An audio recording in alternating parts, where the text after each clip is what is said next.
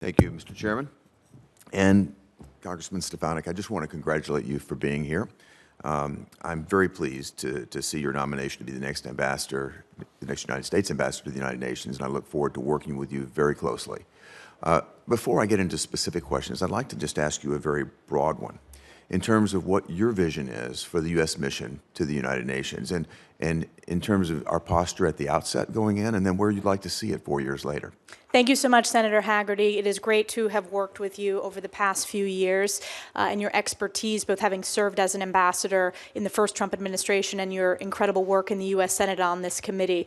My vision is making sure that we're supporting President Trump's America First, Peace Through Strength agenda, that we are good stewards of U.S. taxpayer dollars, and that we return to the founding mission of the United Nations, which is international peace and security, very much aligned with President Trump's commitment to peace and no new wars. I think there are reform opportunities that we need to work with. This committee, hearing after hearing with various ambassadors, have talked about reforms. I want to roll up our sleeves and get it done, demanding transparency and accountability, actually having the answers of where each taxpayer dollar goes within the UN, which, as Chairman Risch has referenced in previous hearings, we haven't not gotten the answer to because there's not that amount of transparency. Standing with Israel is critically important, particularly as there are hostages still being kept today by Hamas, pushing back on the CCP, and then strengthening our partnerships and allies, working with Secretary Rubio to make sure that his reform vision for the State Department, that, as he said in his hearing, this is not about reforming, it is about improving over the long term. We want to improve to deliver results. Well, I appreciate that very much and look forward to working with you in multiple respects to make that happen. One of those areas will be through our commission to modernize and reform the State Department, that I look forward to working with Senator Coons as we co-chair that effort. Let's get to a couple of specifics. Senator McCormick touched on this. I'd like to drill a little bit deeper into UNRWA. This is a particularly problematic organization, in my view, long before the October 7th Hamas massacre took place. I've been calling for the United States to cease funding UNRWA to send a very strong message. It's been well documented that UNRWA's textbooks teach children to glorify the murder of Jews. Hamas employs UNRWA facilities. They build their own tunnels and facilities underneath them. UNRWA employees even actively participated in the massacre on October the 7th of 2023.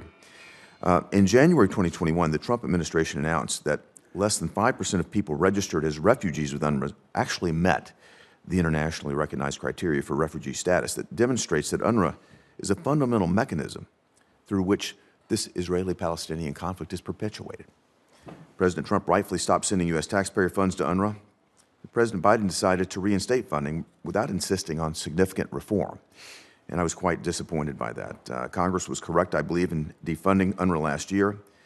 I believe the prohibition should be permanent. My question for you is, how do you think you should deal with UNRWA? How do you think we should address U.S. taxpayer funds having gone to an organization like that has been directly complicit in terrorism in the October 7th, 2023 attack? We should never tolerate any U.S. taxpayer funds going towards terrorism. As in my question with the ranking member, Shaheen, I was one of the members that voted to defund UNRWA. I was one of the leaders in standing for that important appropriations vote, which there is a bipartisan consensus on, with significant members, Republicans, as well as some Democrats who voted to defund it. I think we can look to organizations within the UN system, such as UNHCR, such as the World Food Program, working with USAID, which are proven organizations. They still need, reform efforts and modernization, but don't have the terrorist ties that UNRWA had, particularly that were exposed during the October 7th Hamas attack against Israel, whether it was Hamas's leader Sinwar carrying an UNRWA teacher's passport, or whether it was the UNRWA office above a Hamas data center, or individuals within UNRWA who participated in the terrorist attack against Israel on October 7th. So that I fully support the President's commitment to defunding, and I'm proud to have voted for that in the Congress. Great. Well, I have several more questions, but I just want to touch on one last one very quickly, and that has to do with accountability at the World Health Organization.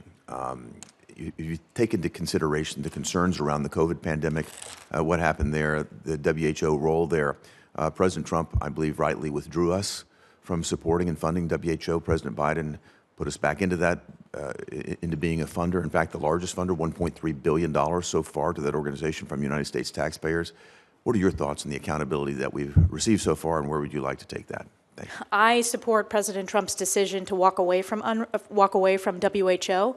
WHO failed on a global stage in the COVID pandemic for all the world to see, and instead spewed CCP talking points that I believe led to not only false information, but dangerous and deadly information across the globe. We cannot tolerate entities that are taken over by CCP propaganda. So I strongly support. President Trump knows when to engage and knows when to walk away. He was right in his decision to walk away from WHO, and I support that. I was pleased to see that action yesterday as well. Thank you, Mr. Chairman. Thank you.